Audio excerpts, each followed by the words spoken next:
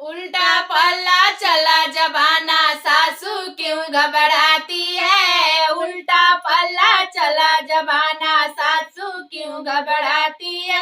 सास बेचारी झाड़ू लगावे, बहू बैठ बतलाती है। सास बेचारी झाड़ू लगा, बहू बैठ बतलाती है। धीरे धीरे झाड़ टुकरिया गर्दा क्यों उड़ाती है। धीरे धीरे झाड़ टुकरिया गर्दा क्यों उड़ाती है। उल्टा पल्ला चला जमाना, सासू क्यों घबराती है। उल्टा पल्ला चला जमाना, सासू क्यों घबराती है।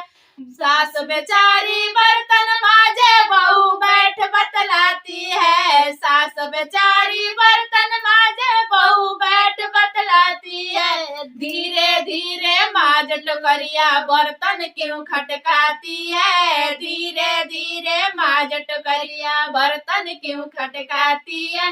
उल्टा पल्ला चला जमाना, सासू क्यों घबराती है। उल्टा पल्ला चला जमाना, सासू क्यों घबराती है।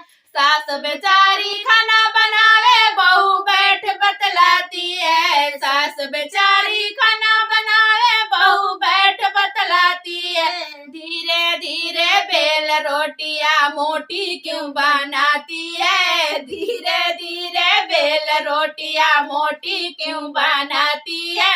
उल्टा पल्ला चला जमाना, सासू क्यों घबराती है। उल्टा पल्ला चला जमाना, सासू क्यों घबराती है।